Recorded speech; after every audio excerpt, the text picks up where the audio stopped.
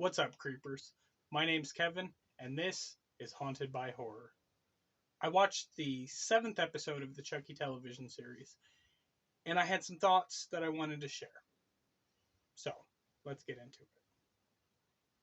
Alright, so in this episode, we have another flashback, and I am still unclear what purpose the flashbacks serve to furthering the plot line.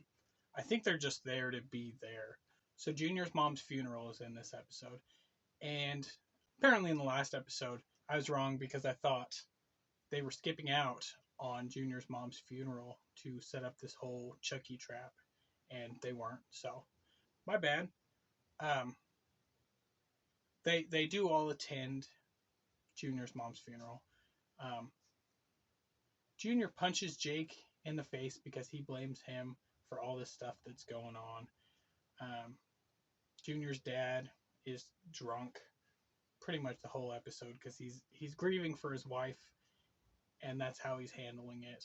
All of the stuff with Devin's mom dying in the last episode is just too much for him. They don't really talk much about Devin's mom's death in this episode, but they do bring it up in relation to Jake and Devin's relationship.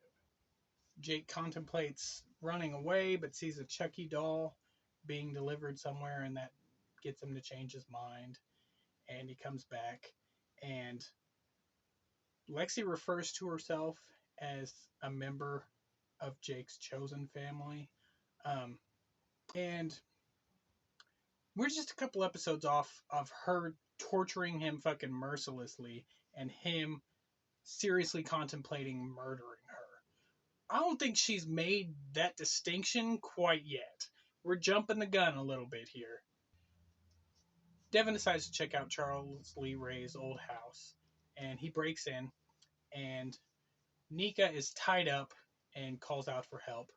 But once he gets her untied, he realizes that it's not Nika, it's Chucky in Nika's body.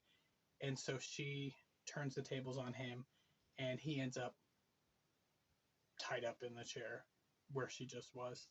But Jake and Lexi know that he's there, and so presumably in the next episode they're going to come save him.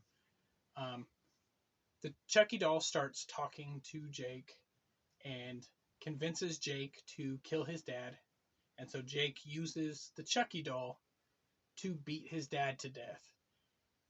And so Chucky's finally gotten someone to kill someone. He's finally convinced someone after trying this whole series to get anybody to kill someone.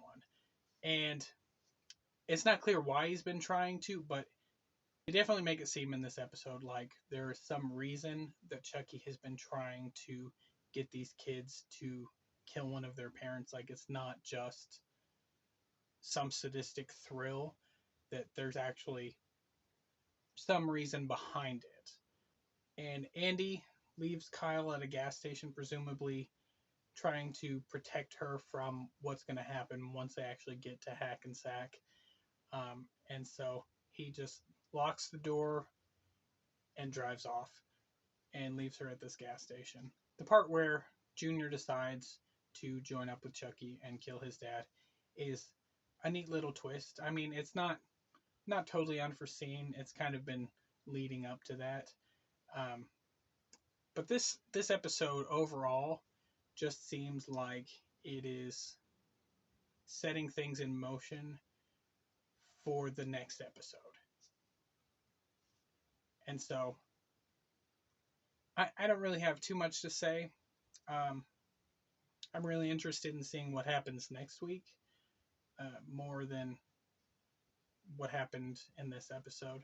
So that's all I have to say. Have a good day. Subscribe, damn it. I'll be back. I always come back, and so should you moron.